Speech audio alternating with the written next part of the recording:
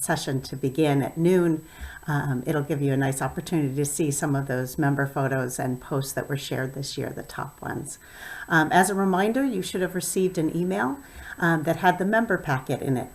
If you don't have it handy, there is a link in the chat right now that Justin has posted so that you can click right to the member packet for today's meeting that will start a little later at noon.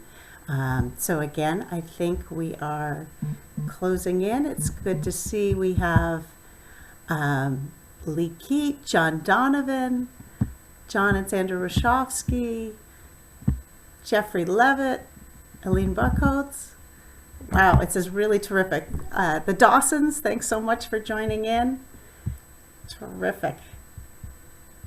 All right, like I said, we will, in just a few minutes, we'll share that slideshow with you. And actually, I think we can go ahead and do that. So Amanda, if you are there, if you don't mind launching that slideshow for us, I hope everyone will enjoy.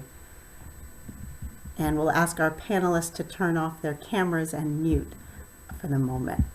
Thanks again.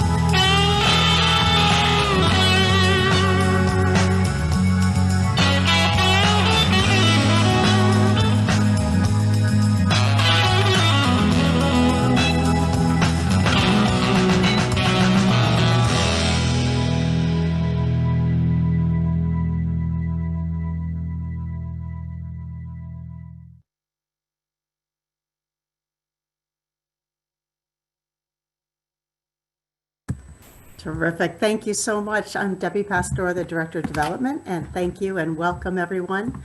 We're still a few minutes before our start time of noon, and I want to thank you all for joining. It's really exciting to have everyone here together, at least virtually. We're excited for the program today. And just a reminder for those who have recently logged on, if you have any technical needs or having trouble, please feel free to put something in the Q&A or the chat, and Justin Levine is standing by to assist. We have also have a link that has been posted in the chat to the member packet, should you need that. I think you all received that with your email, but again, it is listed in the chat and you can access it there. The other thing we wanted to do, since we have a few more minutes, is just to take a moment and see where everyone is. It's been quite a while, and I know people are scattered around. So if we could, we do have a slide. If we could go to that now, that would be terrific. Amanda? Great. So we'd love to know where you are today. If you take a look at this, we have about 145 people registered today, and I know people are starting to log on. So if you can, take a look, and we'll throw a slide up, and we'd love to see where you are. So Amanda, if you'll go ahead and launch that poll.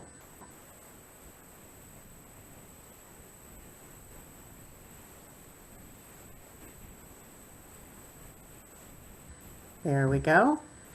And if everyone wants to take a moment to log in where you're calling from, be it in the park or outside. And we'll just take a moment while we're waiting for those to come in.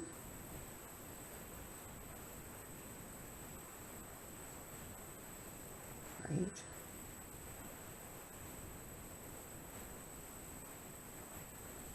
All right, we'll take another minute. We've got a few more people registering in.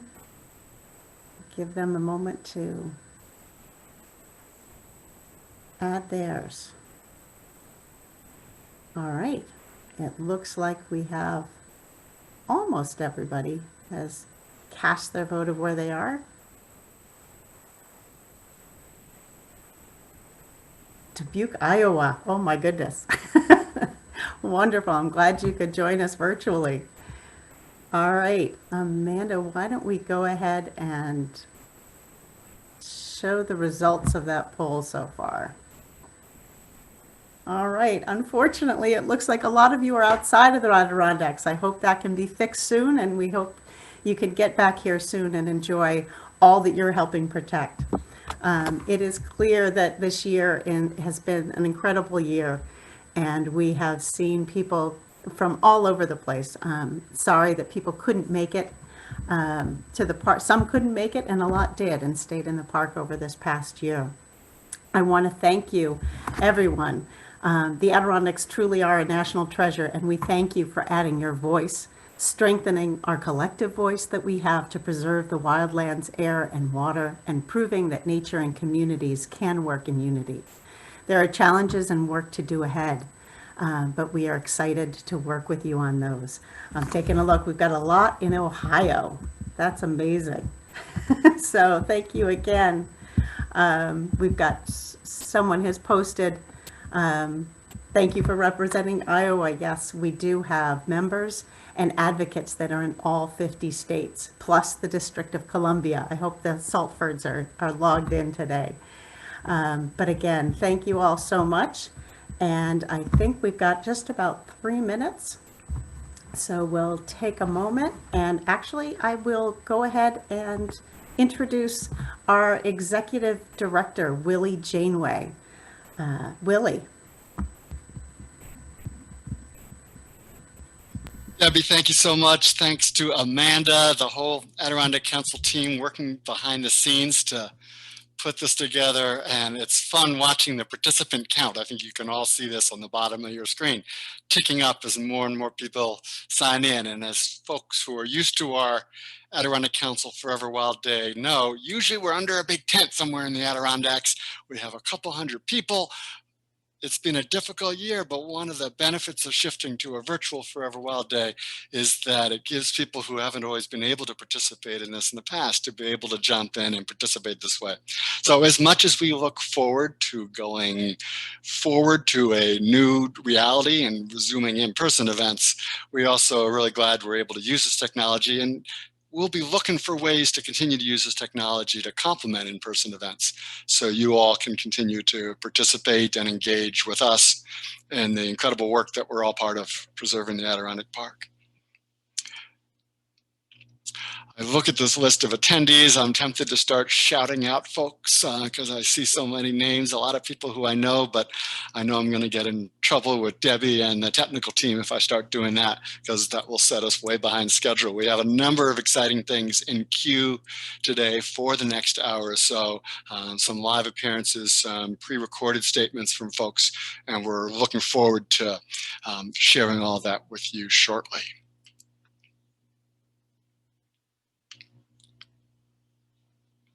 For those who are curious, you can see in the background shots of different staff, different family, locations. For those who may have noticed, during the COVID crisis, we shut down our main offices and started satellite offices, and people started working from home. We've been able to reopen offices, but also continue to have satellite office. So we now have locations in multiple spots in the park and staff who work in our main offices and work in satellite offices. And it's exciting because it helps us engage more across the entire landscape. And I now see that it's 12 o'clock, so it is my great pleasure and honor to formally kick off and to welcome all of you to the 2021 Adirondack Council Forever Wild Day. And we have a couple goals today. Primary, top of the list of goals is to recognize and thank every one of you, to thank board members, former board members, emeriti, our members and donors for all that you do, the staff, the Clarence Petty interns, the former Clarence Petty interns. It's an incredible team, and all of you are part of this effort to preserve and enhance the wilderness and foster more welcoming and vibrant communities, protect this national treasure, protect this legacy, not just for ourselves, but also for current and future generations. With your participation and engagement with the Adirondack Council, you are shaping tomorrow's Adirondack Park for the better. Just last week, the heat wave probably hit a lot of us. Being in the Adirondacks, I was able to go jump into the East Branch of the Ausable. Wonderfully refreshing, clean water. I can swim in it, we can drink it, and we're working to protect it. The COVID crisis and everything we've experienced, the pandemic, the economic challenges, the political tensions of the last year, the climate crisis, and Adirondack Park at risk of being loved to death. It's great that so many people are seeking out the park at a time like this. We've also had real clarity about how far we still have to go to address systemic racism and build back a better Adirondack Park, better protected wilderness, more vibrant communities, and a park that is truly welcoming, diverse, and safe for everybody.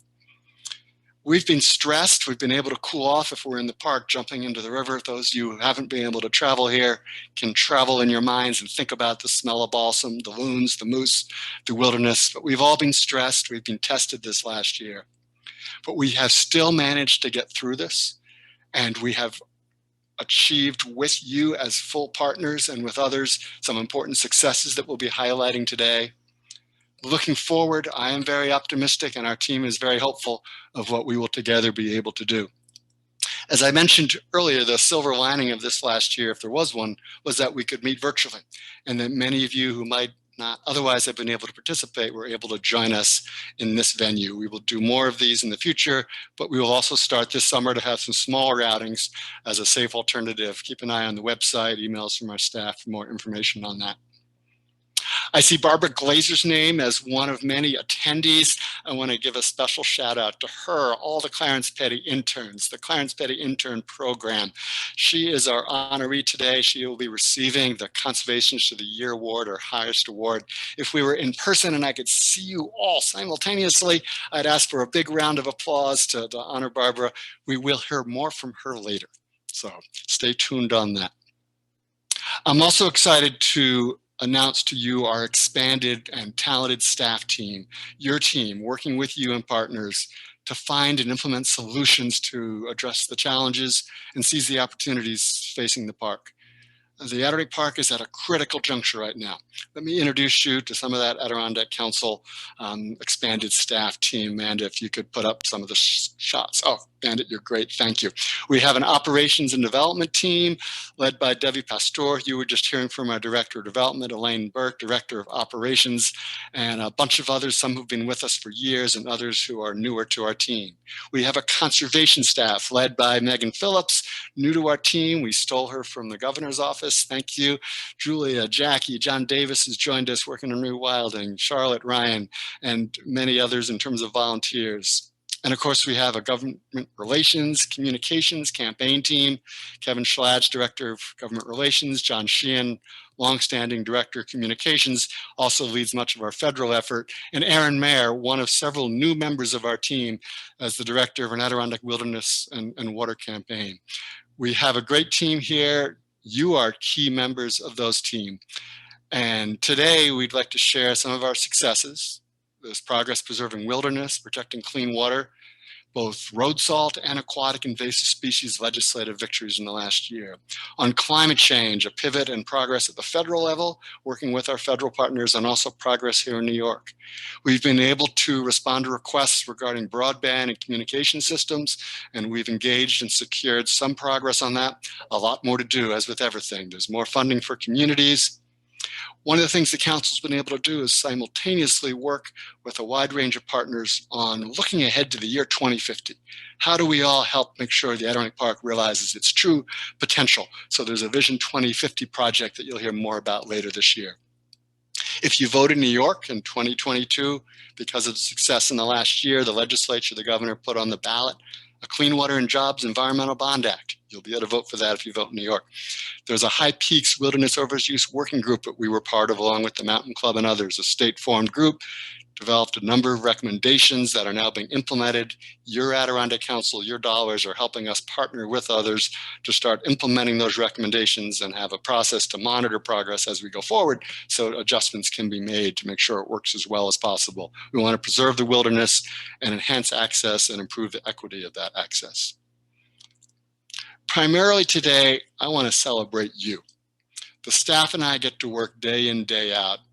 We love our work of working to preserve the Adirondacks, the mission of the Adirondack Council, preserving the ecological integrity and wild character of the park. But this is really your work, your mission. You're our supporters, this growing network. Together, we honor Barbara and the Clarence Petty Intern Program. We also celebrate those successes. And near the end of the hour, we get to conduct the formal Adirondack Council business. There's a full page of successes that's being distributed. I'm not allowed to read through all that. I'm so proud of everything on there and other things that didn't even make that page, things like microgrants for farmers.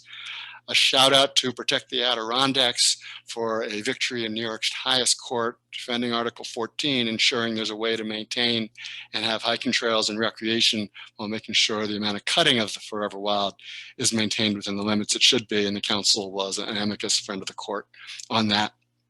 And during the last year, the Adirondack Council membership actually did grow again. The constituency and the number of people engaged with us grew.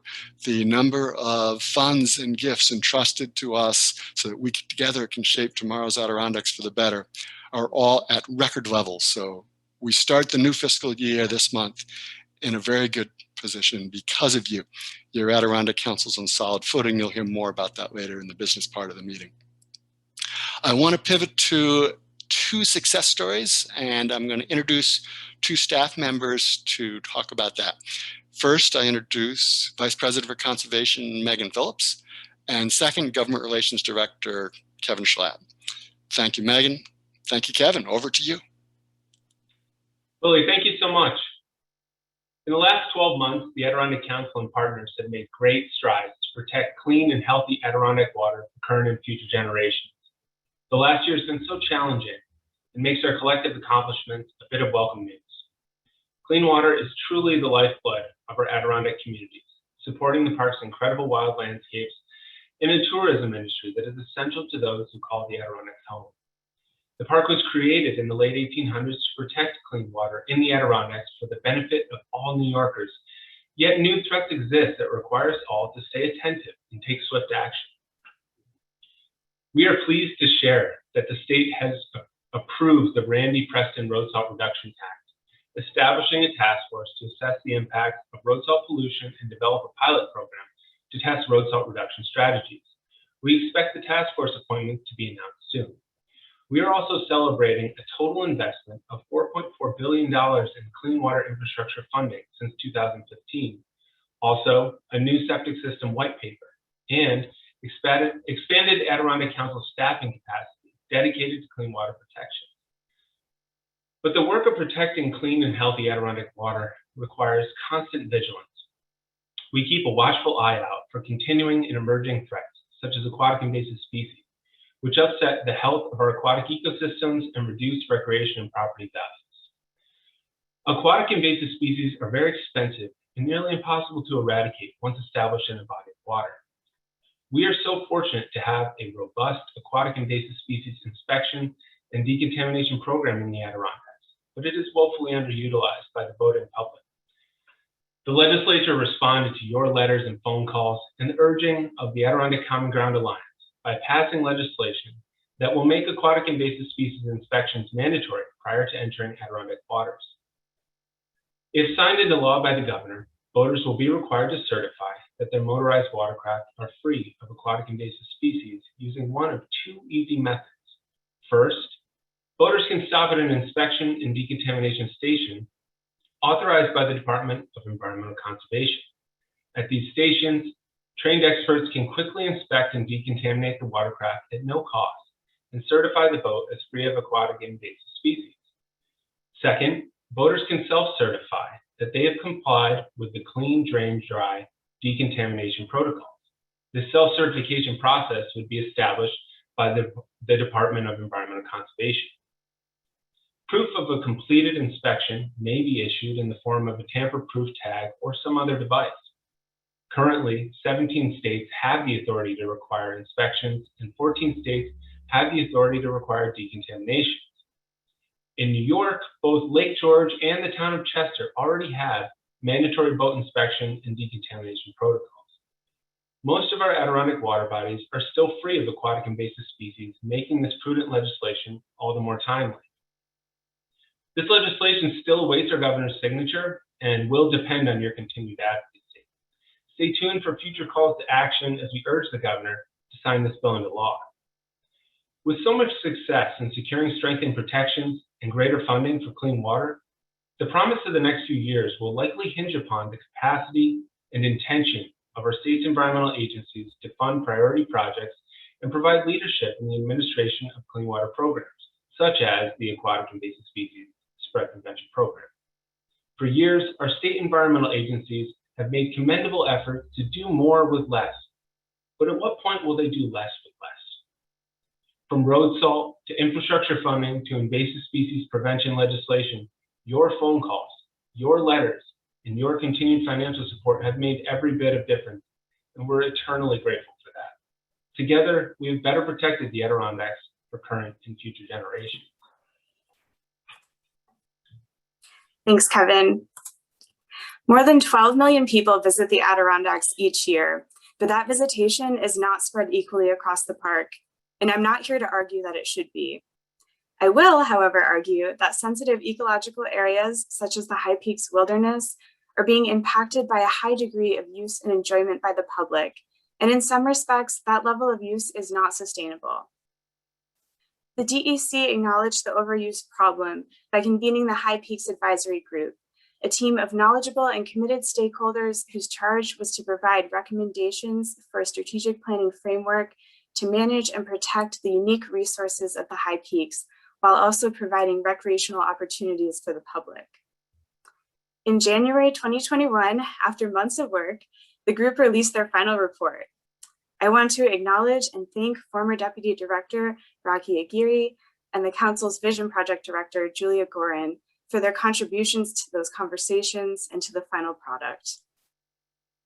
One of the leading recommendations from the High Peaks Advisory Group report was to initiate a visitor use management framework in the Adirondacks. The aim of the framework is to provide a defensible, scientific, and transparent process that engages stakeholders and land managers in visitor use management and planning.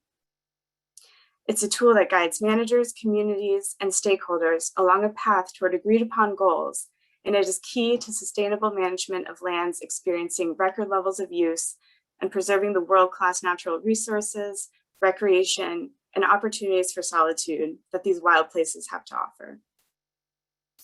The visitor use management framework has been utilized in some of our best loved national parks like Acadia and Yosemite. It has been tested and we know that it works. In June, the Department of Environmental Conservation and the Adirondack Park Agency jointly released a visitor use management and wildlands monitoring guidance document, signaling a pivotal step forward to address the overuse problem on our state lands. The council submitted formal comments to the department and to the agency, supporting these efforts and offering our technical suggestions where warranted. And we look forward to seeing this guidance finalized and implemented in the near term. Further state acknowledgement of the overuse crisis came in the form of nearly $1.5 million in dedicated funding for Adirondack and Catskill visitor safety and wilderness protection in the fiscal year 2022 Environmental Protection Fund. This is the first year that funds were earmarked specifically for this purpose, thanks to the efforts of the council and our partners who advocate for protection of the forest preserve. There's no question that more resources are needed to protect our natural resources and improve the visitor experience, but this is a meaningful step in the right direction.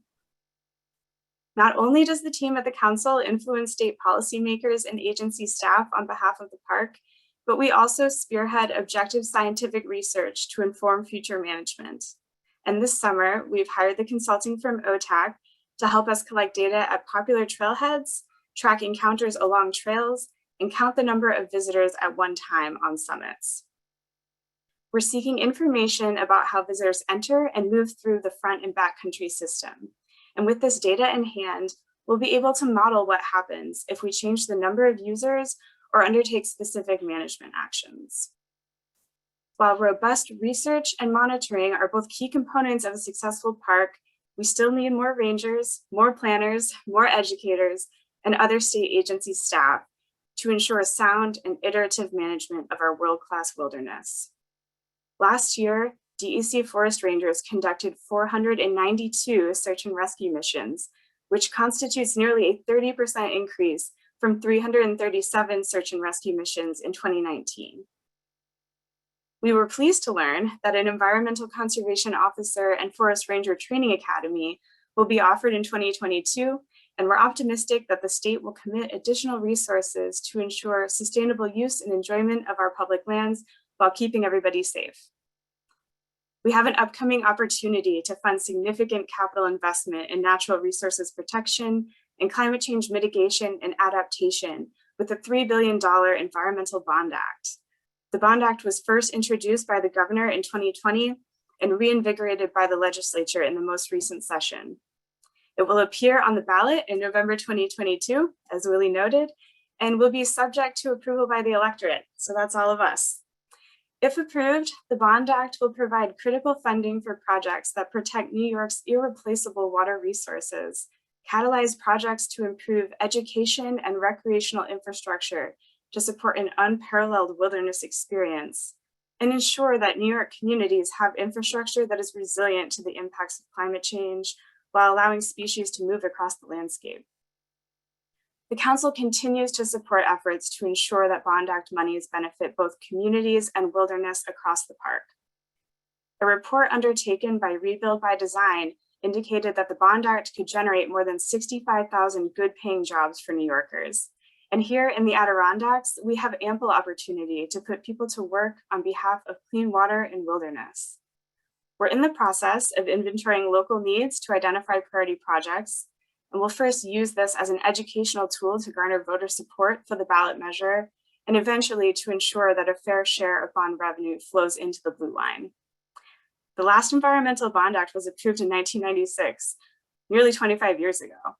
We need investment in our park's future now to preserve its ecological integrity, fight climate change, and ensure that future generations can experience and benefit from a protected and thriving Adirondack Park. Thank you.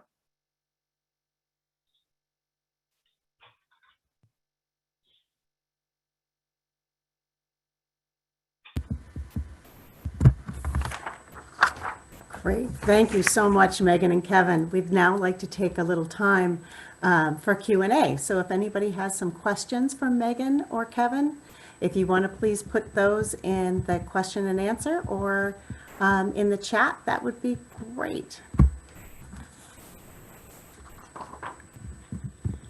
All right, give a second for people to ask a question. I think I see one. What emerging threats do you see on the horizon for the Adirondack waters? Debbie, that's a great question. I guess I would say we have fantastic water quality research being conducted by so many excellent scientists in the Adirondacks already. But they all agree that current research efforts are disparate and they leave many important questions unanswered. And so a real challenge in this current time is posed by the lack of ongoing comprehensive park-wide water quality data collection. A new Adirondack water quality survey for the 21st century is really badly needed right now. And the last one was conducted over 30 years ago. So that's the data we're working with at this time. Since then, we've made real progress in combating acid rain, but new threats have emerged. Think of invasive species, road salt pollution, climate change, nutrient loading, harmful algal blooms, so much more. Those new threats are impacting Adirondack waters all at the same time, so it's really important for us to get a better picture of what's actually happening right in the here and now. Great, thank you. I have another one here from William Forrest. What was the vote on the '96 Bond Act? We can tell you that it was successful. I don't actually have the numbers offhand, but could definitely follow up with you, William. And we have polling data to suggest that there will be overwhelming support for the Bond Act that's been proposed. So we're optimistic that we'll be able to see that come to fruition and unlock $3 billion to support priority projects across New York. Great, thank you, Megan and Kevin. I'll give a moment. So just as a reminder for people, if you hover down on the bottom of your screen to the Q&A section, that's where you can type in a question if you have one. I think we have, I have one more question that I see up. Are permits part of the solution to the overuse problem? Sure, I can take that one, Debbie. Absolutely. So I would say that managing use in some locations at some times is absolutely an effective strategy to protecting the natural resources, our trail infrastructure, and maintaining a positive user experience. So permits or limits on use of any kind should be part of a broader adaptive management framework where we have established the desired conditions for an area. Then we make changes to the management strategy when certain thresholds are reached. They're just one tool in the toolkit. And I think they can be a really effective one when permit or reservation systems are designed and implemented in a way that's equitable, fair, and user-friendly. Hopefully that answers the question. Great, thank you. There are a couple more questions, and I think we have a couple more minutes for those. So Brian Fitzgerald, is the council advocating removal of dams that no longer serve a useful purpose? Kevin, do you want me to jump in on that? I think so, yeah, as our conservation director. Yeah, go ahead. All right. Yes, absolutely. And thank you for your question. Removal of obsolete dams is part of our broader rewilding initiative. And we've just brought John Davis on to serve as our rewilding advocate. So he will be spearheading work to identify dams that are no longer serving their useful life or present an impermeable barrier to aquatic wildlife passage. And that's something that we're looking at closely. In addition to dam removal, there are other aquatic connectivity aims that we have, including the right sizing of culverts and bridges, and just making sure that the dams that do exist have the adequate infrastructure to ensure that fish are able to migrate as necessary. Great, thank you, Megan. We have another one here that is, what other items are included in the EQBA? I assume that's the Environmental Quality Bond Act, perhaps? Ah, thank you, Okay. Megan. The acronyms so sometimes can be challenging. Yeah, so there are a number of funding buckets, if you will, in the proposed bond act. So there's the largest bucket speaks to flood risk reduction and habitat restoration. And included in that is a new program that would be stood up to help to move people out of harm's way, moving them out of the floodplain for areas that have sustained repetitive losses and seen damage to homes or other structures. There's also a climate change mitigation bucket that speaks to energy efficiency and green buildings, a water quality improvement and resilient infrastructure bucket, which would help to fund some of the culvert work that I was just mentioning in the rewilding vein. And there's also open space, land conservation, and recreational infrastructure, and that's the fourth and final. And then there's about $200 million that's left unallocated in the current legislation, so that would have some flexibility in how it was used. Great, thank you. And we have one here from David Gibson. The APA has been rudderless for over 2 years, with the governor so far refusing to choose a chair of the agency. This is a serious issue for the morale and performance of the agency. What can we all do together to help during the 50th anniversary of the APA to improve the agency's leadership and performance?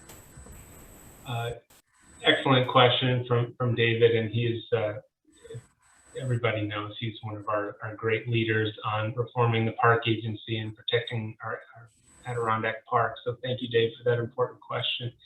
I guess I would start by saying the most notable event in recent times was Chad Dawson's resignation from the Adirondack Park Agency Board, and that was a big loss for the park. But I can understand the frustration he expressed in his reports to the media. When you look at the results of the recent approval of the large-scale subdivision at Woodward Lake that unnecessarily fragmented sensitive Adirondack wildlife habitat, I'd say two thoughts really come to mind for me there. Number one, the APA board has been without a chair for more than a year. The board needs leadership once again, and specifically, they need a leader with a strong environmental track record. The board also needs to be brought back to full capacity. There are 2 members that are currently serving unexpired terms, and the seat that was previously held by Chad Dawson is still vacant. We need to diversify the makeup of the APA board, and we need to bring that board back to full power with new and returning board members that have diverse backgrounds and experiences. The second thought I would add is the legislature has an opportunity to act on the wildlife-friendly conservation development legislation that's been in the legislature for a number of years now. That would have prevented exactly what happened at Woodward Lake. That's just one example of many APA reforms that we should be undertaking. So, David, great question. Thank you so much. Great, well, thank you. I think we've run out. There's a couple more questions, and we'll hope to be able to answer those separately, or at the very end, Willie will have another opportunity for question and answers. So thank you so much, Megan and Kevin. And thank you to our members for letting us have this time to share some of our work in greater detail. Please know how much we appreciate all you do, be it giving financial support, writing letters, making calls, attending meetings, convening meetings. All you do makes the council and partners strong advocates and problem solvers for the Adirondacks. Now I'd like to introduce Chair of the Board of Directors, Michael Bettman, to introduce a special guest.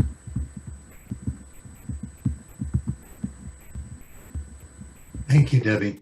It is my great pleasure to welcome all of you and to thank you for joining us today.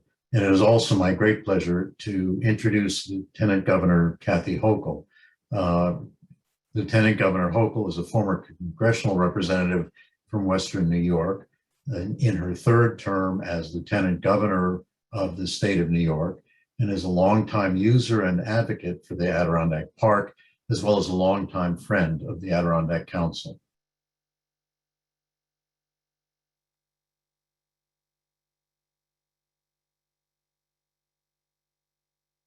Hi, I'm Lieutenant Governor Kathy Hochul.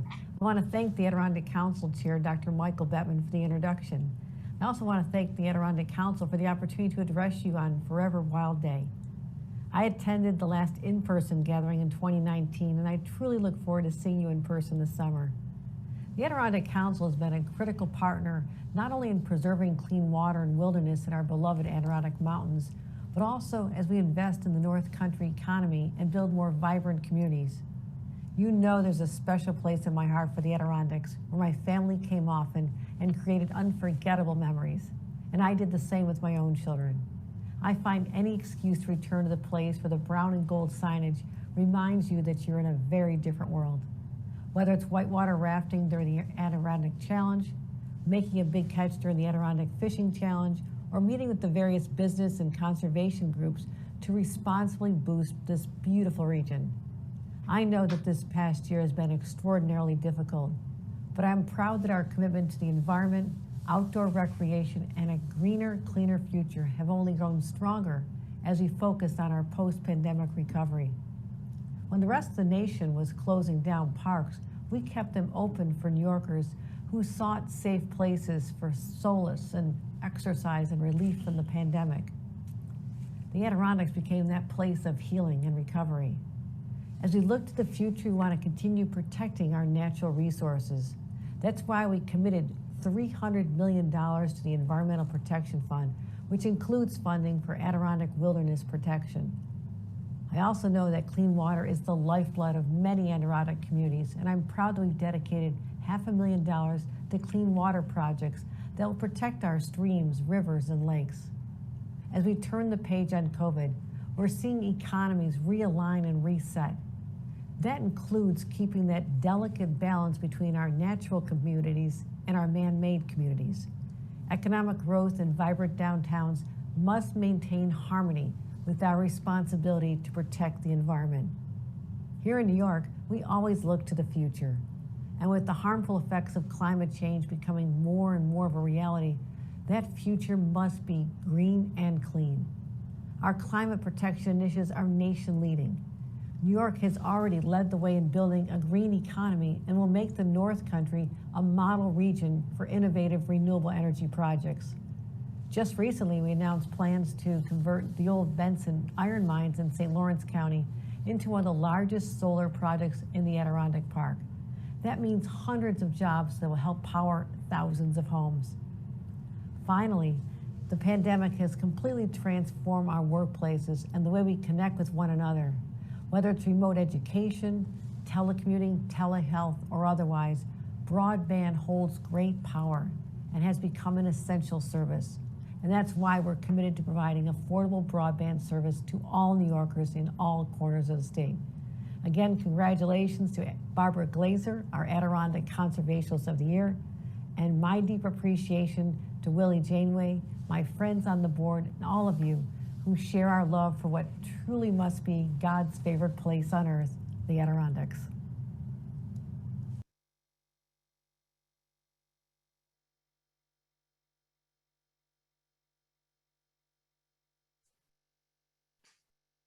Thank you, Lieutenant Governor. We are deeply grateful for your support of the council, your sincere support for both the council and the Adirondacks as a whole, which has been ongoing and we know is heartfelt. The Adirondack Council's Conservationist of the Year Award is presented to those whose actions have exemplified the ideal of protecting the natural and cultural character of the Adirondack Park through preservation or ecologically sensitive use and development of the park's resources. This year, we are honored to be celebrating Barbara Glazer and her inspiring and dedicated work for the Adirondack Park, and especially for our future and the next generation of conservation leaders through her establishment of the Council's Clarence Petty Intern Fund in 2003. Barbara is a decades-long supporter of and advocate for this unique place, the former board chair and a longtime council board member. To introduce and pay tribute to her for this well-deserved honor, please welcome Dr. Jim Malatras, Chancellor of the State University of New York and former Adirondack Council Clarence Petty Intern.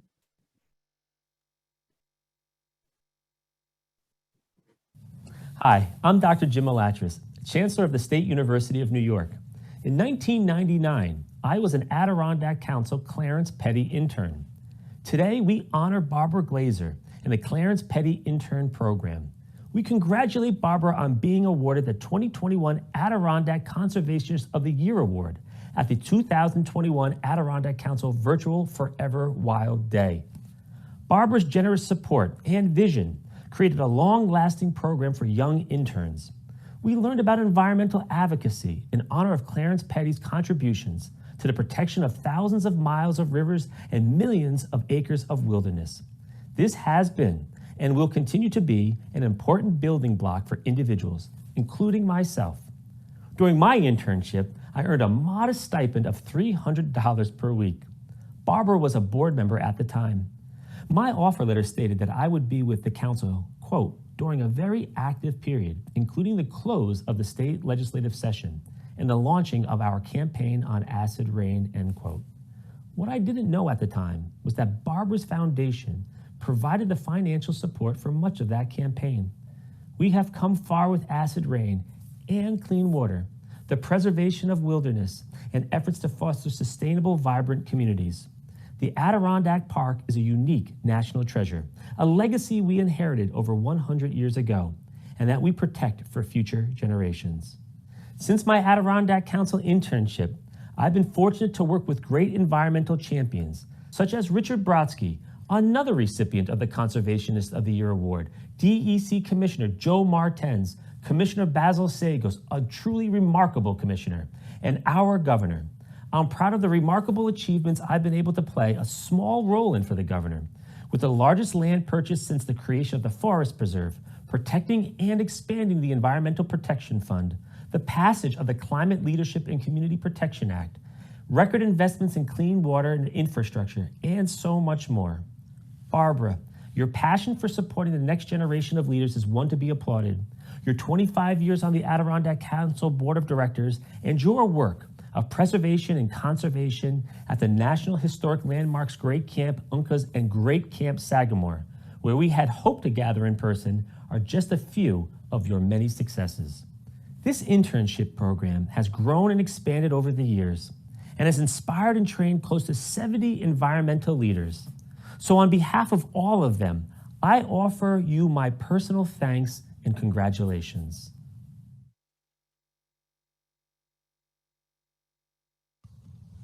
My name is Barbara Glazer, and I joined the board of the Adirondack Council back in 1976 at the age of 26. I remember my first meeting. I was in awe of the founding members gathered around that table. They included Dick Lawrence, Paul Schaefer, Harold Jerry, Arthur Crocker, George Davis, Gary Randorf, and Clarence Petty. Clarence called me over because I didn't know where to sit at the table, and he said, "You can sit by me." And I did for the next 25 years. I have learned so much from my years with the Adirondack Council, from these folks, and from all the experiences being part of the council. About the park, its history, its importance, the critical issues facing it then and now, and how to be an advocate. And over time, I came to understand that the work of preserving, protecting, and advocating for the Adirondack Park takes more than one generation. Upon leaving the board after 25 years and putting board terms into place, I established the fund to create the Clarence Petty Internship Program, providing paid internships for young people to work with the talented Adirondack staff on the variety of issues and projects that it is always involved with. And the very first person to join me in making a contribution to this fund was Clarence Petty. And while Clarence was alive, I would regularly bring interns over to meet and talk with him, to their mutual delight. Now, since then, over 70 interns have come through the program and can be found in a variety of positions as environmental advocates all over the country.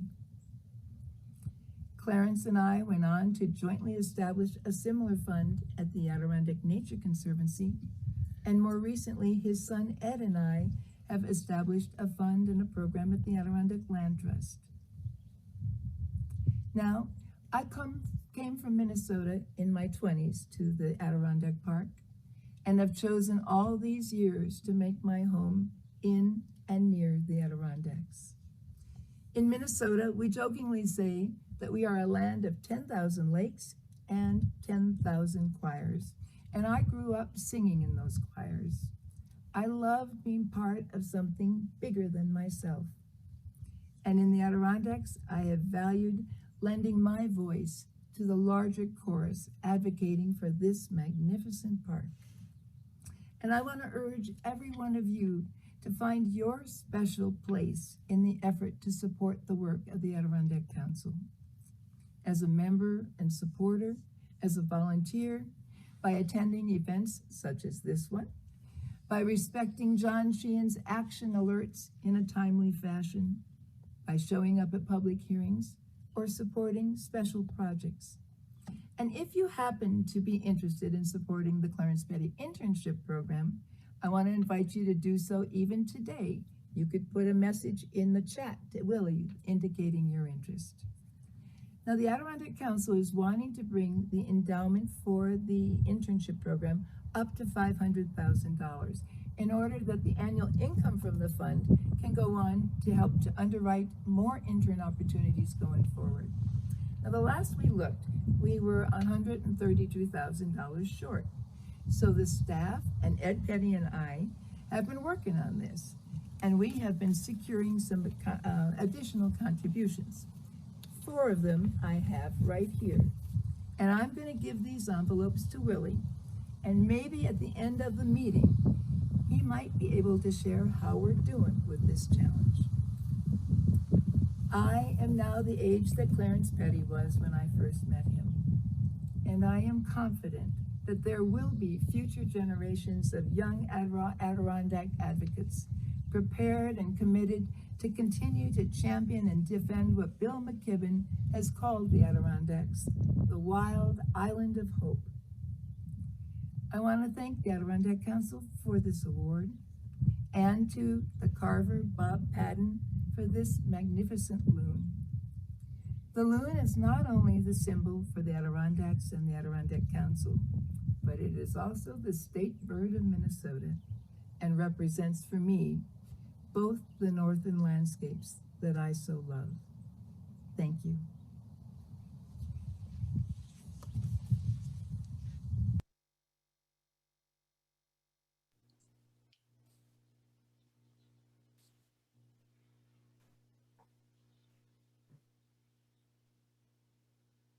Barbara, this is Willie Janeway, Executive Director. I'm here with Michael Bettman, Chair of the Board. We and everybody, we applaud you, we salute you. You served on the board for many years. You served as chair for 2 long years. And by the end of the day today, as notes get passed to me, I'll be able to report back. I don't know if you have Ed Petty there with you or not. I think we have you coming on the screen to join us live. I'm going to pause and see if Amanda can pull that up. And we have a tribute for you, a celebration of you and the intern program that we hope to show here, if the technology works. But first, there's Barbara and Ed Petty. We are cheering and applauding you. You are both wonderful. Thank you so much for your generosity, your vision, and your leadership. Anything you want to say live, Barbara or Ed? I'm going off script. I might get in trouble with Debbie, but it's great to see you live.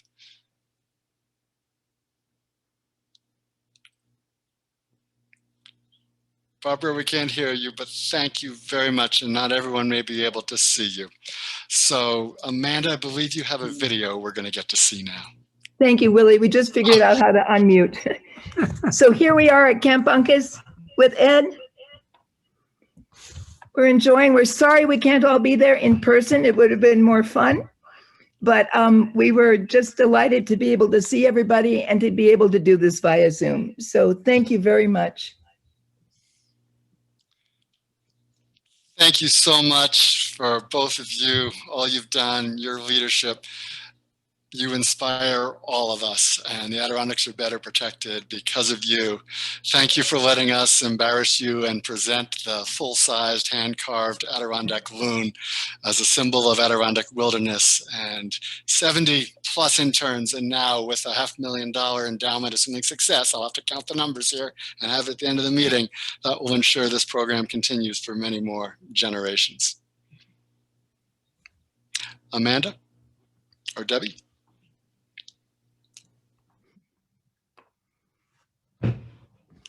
Double click to exit full screen. Oh, we will.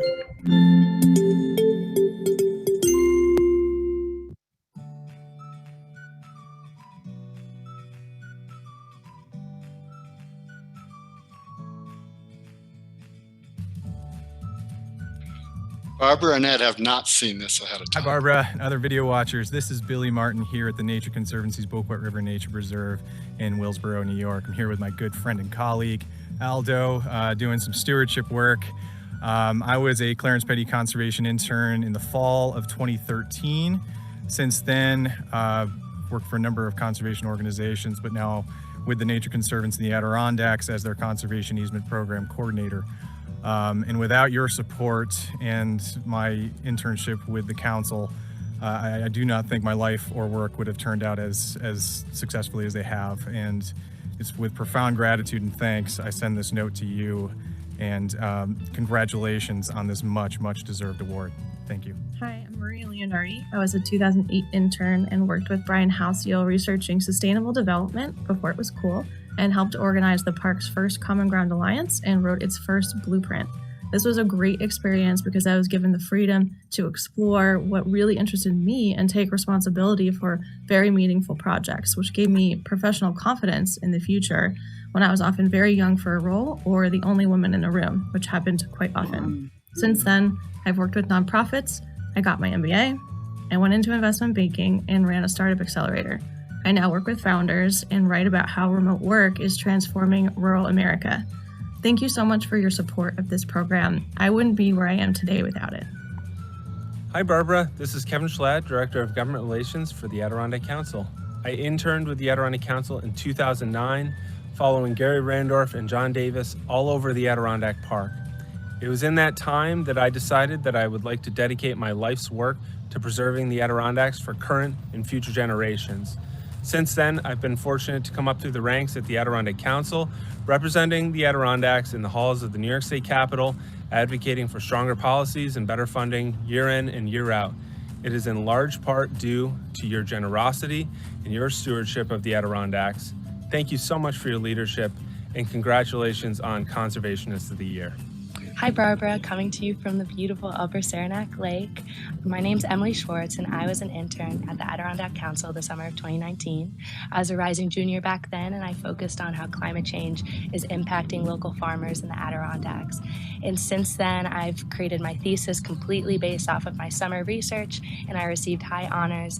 And because of this internship and all the opportunities that you've allowed me to have, I have found my passion and my belonging, what I want to do with my life. In the fall, I'm attending the University of Maryland Carey Law School to be part of their environmental law program, where I'll focus specifically on food systems and sustainable food networks.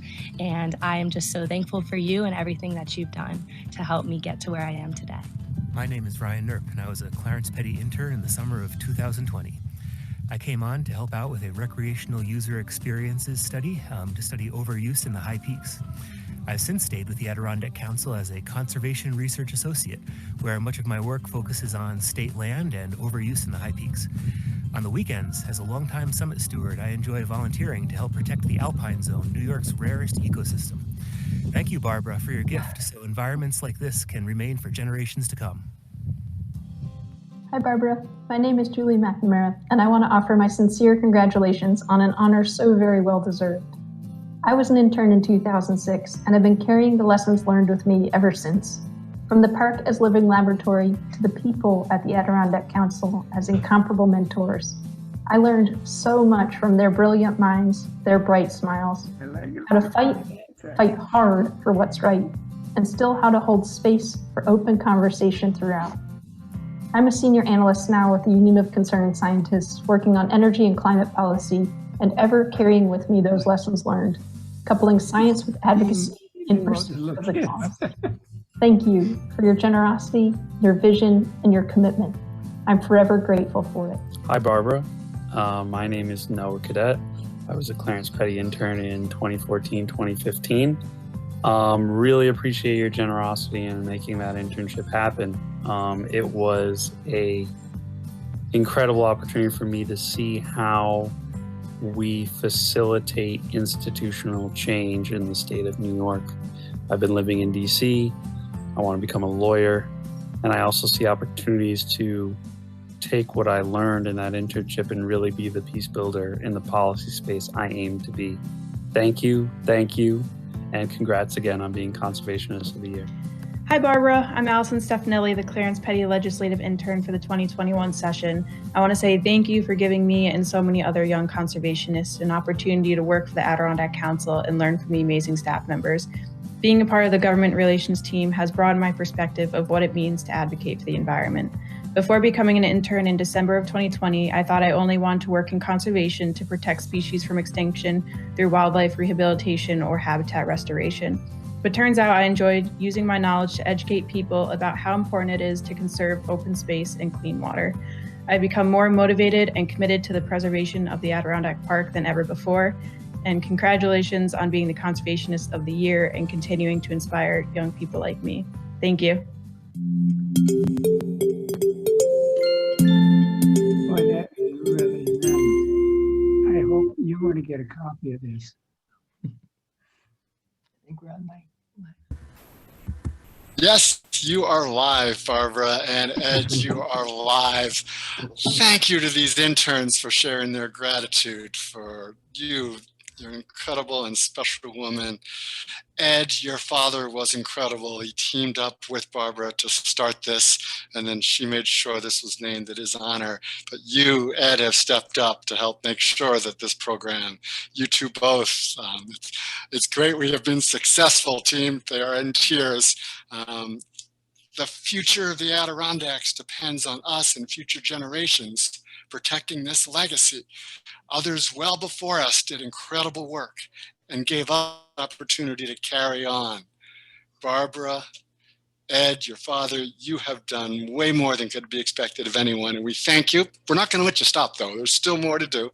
And then this next generation of intern graduates, whether they be in the governor's office or with national environmental groups, you are advancing the conservation agenda around the world, across the country, and doing great for the Adirondacks. Your legacy will live on forever.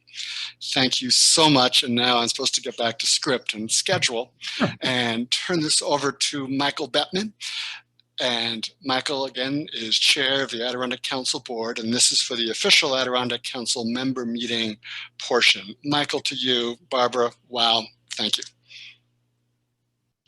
I want to add my appreciation, Barbara, for all you've done, for your vision, which is really planning for the future of this unique place, as you said. It's hard to imagine anybody doing more for the future of the Adirondacks and of the environment. And I think we all really owe you tremendous vote of thanks and appreciation. And this is such a well-deserved honor. It's just a pity we can't all be there in person. But thank you. I'm going to move on to the to our official membership meeting. Again, I'm Michael Bettman, the current chair of the Adirondack Council Board.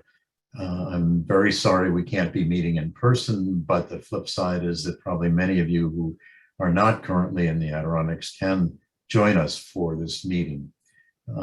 This has been, as you all know, a very challenging year for the Adirondacks in many ways. And I think the council has met those challenges in strikingly successful ways. We've had to deal with the pandemic, obviously. We've had to deal with overuse issues. We've had numerous staff changes, which Willie has alluded to and has dealt with in a very productive and successful way. And you've been, I think, hopefully impressed by meeting a couple of the new staff members. I want to thank all of you for your generous support of the Adirondacks and the Adirondack Council. This has been an unprecedented year in which donors entrusted with over $2.9 million in operating funds and an additional $500,000 in restricted gifts and bequests. It's been a remarkable year of generosity, which has allowed the council to grow its impact, and which is more important now than ever. You've all gotten a handout highlighting accomplishments and highlights of the year, and which highlight the work of the board and its support of the staff work. I'd now like to proceed on to the presentation of the fiscal year 2021 financial report by Lee Key. Well, Michael, so far that's been a very hard act to follow. And a lot of people do not think finances are of much interest. So I'll summarize everything by telling you how our finances are in one word: good. For those who want more detail, we have almost $11 million in assets, which is a better than $3 million increase over last year. Our revenue, as Michael alluded, was $2.9 million, of which $266,000 was the loan from the government, the payroll protection loan, which was forgiven. That's an increase from the prior year in revenue of $700,000. As I said, this is all good news. Our expenses were up a little over $250,000, but that was below our plan. So in net, we had a very excellent revenue versus expense year. Our cash in hand now is over $1 million, which is up $400,000 from last year. And as was mentioned, the Forever Wild Fund now sits at $9.3 million, a $3 million increase in the last year. You might be interested to how that came about. $532,000 of it was through gifts to the Forever Wild Fund, but $2.5 million was in market gains. We've been fortunate to be riding a growing market.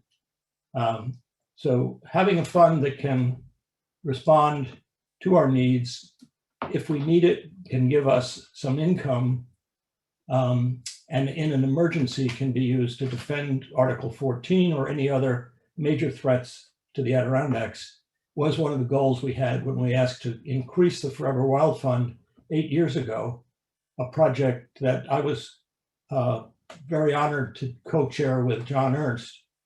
We ended up raising another $2.3 million on top of the $2.3 million that was in the fund when we started. And since then, it's grown organically thanks to our investment policies to the $9.3 million that I mentioned at the beginning. So we're in very good shape. Last year, we took no money from the Forever Wild Fund. Thanks to your generosity, we were able to live completely on our current income without having to tap the fund. And every dollar we leave in the fund grows organically. So we have been very, very, very pleased with where we are. At this point in time, we could draw more than $400,000 a year from the fund under our current policies if we wished to support our operating budget.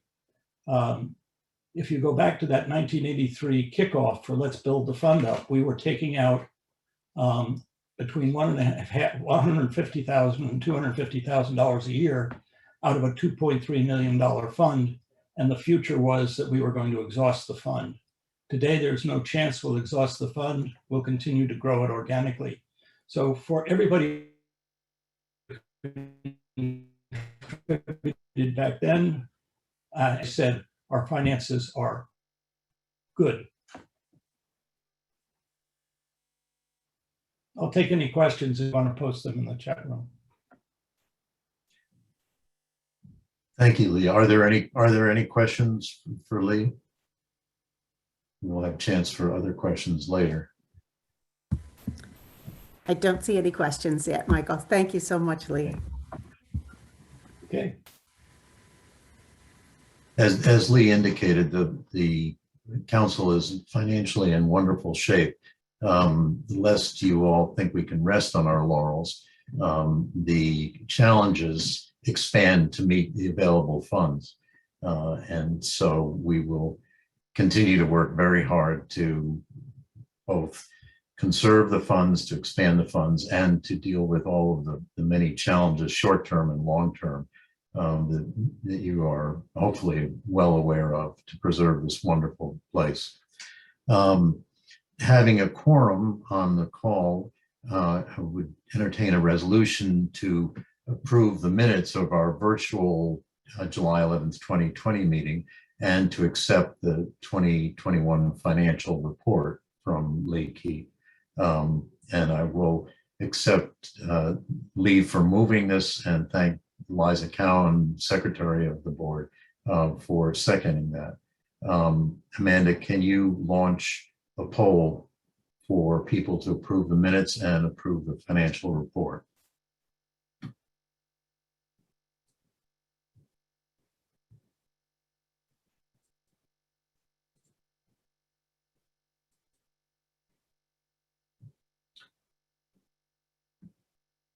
Amanda, let me know when the poll is complete. I'm optimistic about the results of it. We're almost there, Michael. Just a few more people to vote. And I think some may be on phones and can't dial in, but we also have the proxies. So I think that's about it. Amanda, if you'd like to show the results. Great. Great. Again, not surprising, but certainly gratifying. Thank you all. I'd like to now move on to recognizing the outgoing board members. Tomorrow, the board will, in the board meeting, will adopt resolutions for departing board members, thanking for their history of service to the Adirondack Council. Those members who are completing their current terms are, in addition to myself, Ethan Friedman, Dan Ryderband, and Laurel Skarbinski. I'd like to call on Ann Carmel, Chair of our Board Development Committee, to present and move a motion to approve the election of this year's candidates. Thank you, Michael. Today, the Board Development Committee is confirming the re-election of 7 directors whose terms were expiring. I thought we were going to have them on the screen. In keeping with the committee's recommendations and the vote of the membership, I am confirming the slate for re-election to the board of Noah Shaw for a 2nd term, and for re-election to a 3rd term, Georgina Coleman, Tom Curley, Phil Forlenza, Sarah Hatfield, Brian Reuter, Ethan Winter, and for election to the board, I think this might be a familiar name, Diane Fish and McKaylee Glennon. Thank you all for your approval of these nominees. That concludes the report of the Board Development Committee.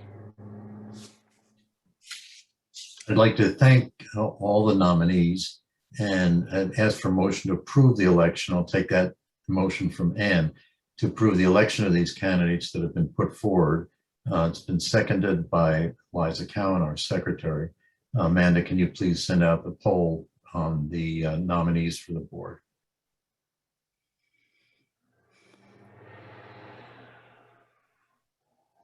And you can note that you can accept the full slate,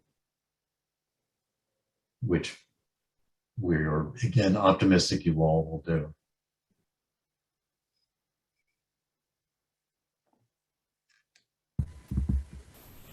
Again, just taking another moment for people to have time to register their votes. We're about 50% of the way there. Great.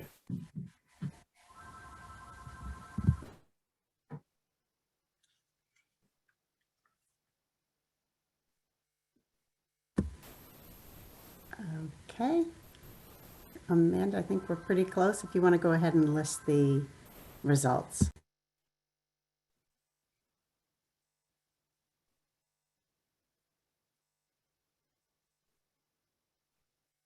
Great. Thank you very much. These are really all outstanding individuals who are all fully committed to the Adirondacks and to the work of the council. In the last few minutes, I'd like to make just a couple of remarks. I've been honored to lead as board chair this exemplary organization for the past 2 years. This organization really is seen as the grown-up in the park. The council deals with so many different organizations, so many different individuals, so many communities, and so many problems. And I think under the leadership of the board and of the staff has been able to accomplish wonderful things over the course of its history of greater than 40 years. You heard from Barbara Glazer, who was one of the leaders for many years, from Ed Petty, whose father was in at the founding. So many of you know this organization. Many of you probably don't know the full impact of the organization on the Adirondacks. The challenges continue to be extraordinary. Your support continues to be extraordinary. And it's just so important for the survival of this unique and very special part of the world. Before we open the floor for questions, I'd like to ask Amanda to show the names of the current board officers and this past year's board members on the screen. Won't read through all of these, but this has been really a wonderful, very collegial, very productive, very committed board. And I personally would like to thank all of them for all of the work and all the commitment they've shown, again, both to the Adirondacks and to the Adirondack Council. Thanks, Amanda.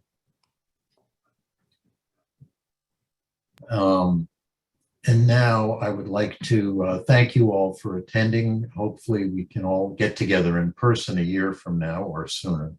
And I want to thank you for your commitment and turn this over to Willie for any questions. Michael, thank you so much to you for your leadership, your 2 years of service as chair of the board. Thank you to board members, volunteers, members, donors, staff, interns. This is an incredible team working together to ensure the ecological integrity and wild character of the Adirondack are preserved for our own enjoyment, but also for future generations.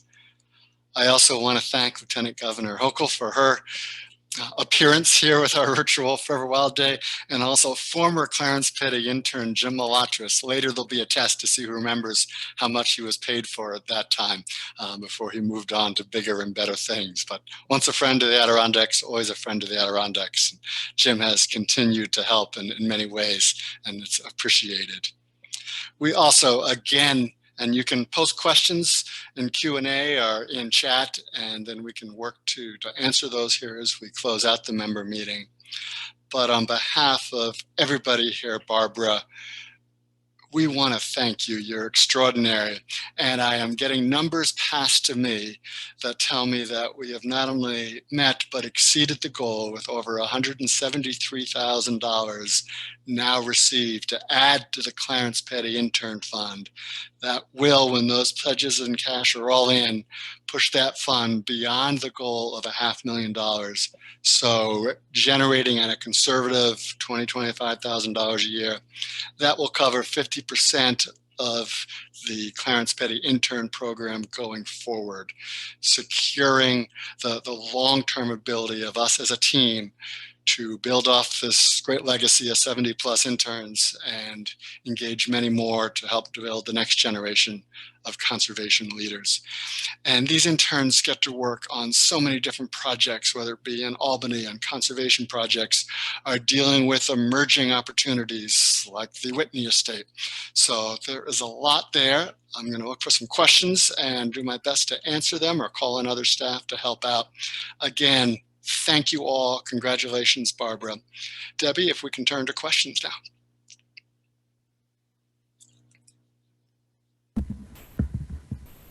Thank you, Willie. I think we have We have a question that was posted a little earlier. Given the urgency of this moment, what is the council doing to support the DEI efforts in the region and the efforts of other organizations? Thank you. DEI, diversity, equity, inclusion, or JEDI is another term often used. Justice, equity, diversity, inclusion. 5 or 6 years ago, the Adirondack Council worked with others to start the Adirondack Diversity Initiative. We then led the effort in Albany, but again, with many other partners, securing state funding. Hats off to Senator Serrano to provide $250,000 a year that goes to our partner, the Adirondack North Country Association. They have hired Nikki Hilton Patterson. There's now an executive director of the Adirondack Diversity Initiative doing a large range of programs. They are leading that. We are supporting, serving on the advisory board, providing funding and help. There's also John Brown Lives, helping the park run the John Brown Farm site. And internally, the Adirondack Council has looked at our own practices and our own policies and has made changes. We have established a Justice, Equity, Diversity, Inclusion Committee. We have updated our value statement that you can find on the website. We recognize that these lands of the Adirondacks were once the historical lands of Native Americans. There was a long history here in the Adirondacks. We have realized in the last year that the issues of systemic racism are real and bigger than perhaps some of us had acknowledged previously. And we and our partners are redoubling our efforts across all our work on preserving wilderness and clean water to ensure that the great benefits of the Adirondacks are equally available to everybody across New York, regardless of where they're coming from. I appreciate that question. It came up at my first Adirondack Council Forever Wild Day meeting almost 8 years ago. And it's great to be able to rattle off a whole bunch of things that we have been able to do. I'm proud of the role of our team and the council and all of you. I'm also so appreciative of our partner organizations that have stepped up and worked with us, including the state of New York. Great, thanks, Willie. We have another question from Jeff Levitt. What about securing the Whitney Tract? For those who don't know the Whitney Tract, 36,000 acres still owned and called the Whitney property, mostly, if not all, in the town of Long Lake, central in the Adirondack Park, long recommended for protection. The Adirondack Council is working with others on that. We have been talking with the owner, and we are hopeful that people will come together once the price gets to a more reasonable level, where a partnership can come together and ensure the protection of that. We are recognizing that the right protection of that property should be based on science and data. There may be parts of that that should be in private ownership and conserved that way. There may be parts where public access is really important. There could be pieces where sustainable forestry could be practiced and the forest can absorb more and more carbon. And there certainly are pieces that would be wonderful additions to the Forever Wild Forest Preserve. Those are the basic outlines of our advocacy position at this point, and we are looking to have that position be informed with other local government environmental partners so folks can come together and work on that. It's a truly, we often say, once in a generation, once in a lifetime opportunity. This passes that test without questions. Between this and the Nature Conservancy's efforts to protect Follinsby, that's 50,000 acres, which it's really important to make sure are protected. And a big part of protection is not just who the owner is, but how it is managed, how it is cared for. Are there enough rangers if it's public land? So that is an additional part of our agenda to make sure it's protected and then managed in perpetuity in a way that benefits everybody. Thank you for the question on Whitney. Great, I think that ties up all our questions. Thank you so much. Let me give a shout out again to you, Debbie, the staff team that works for the membership. A shout out for all the donors and members and people who trust us with your time and your letter writing skills and trust us with your capital and your funding so that we can together ensure the Adirondacks meet some of these threats that are facing us today and we pass on a better park for the future. Barbara, congratulations and thank you to you too. Your legacy is incredible. We all can only hope to do half as well. Thank you, everybody. Looking forward to seeing you in person next year, those who make it. And we'll figure out a way to do a virtual form also for those in Ohio and Washington and Iowa and other places around the state. We had a donor weighing in from overseas the other day, great international network. And Michael, thank you for your leadership as chair. We will see you tomorrow at the board meeting. Thank you all for showing up virtually and for your support of this important organization and for this wonderful place. And congratulations again to Barbara. Thank you all. And Michael, I think we can now declare the meeting formally adjourned. Congratulations. For those who wish to remain a little longer, we have a slideshow recognizing some of our sponsors. And if you didn't get a chance to catch up at the beginning, you can catch up here at the end. Debbie, I think you've got about a 5-minute slideshow of some photos you were going to run. Yes, thank you to our sponsors for today. And just after this, we'll launch right into that. For those who missed it, the top posts and member photographs that were shared over the year on social media. So feel free to enjoy it. Thank you again, and we'll hope to see you next year on Saturday, July 9th, 2022. Thanks again.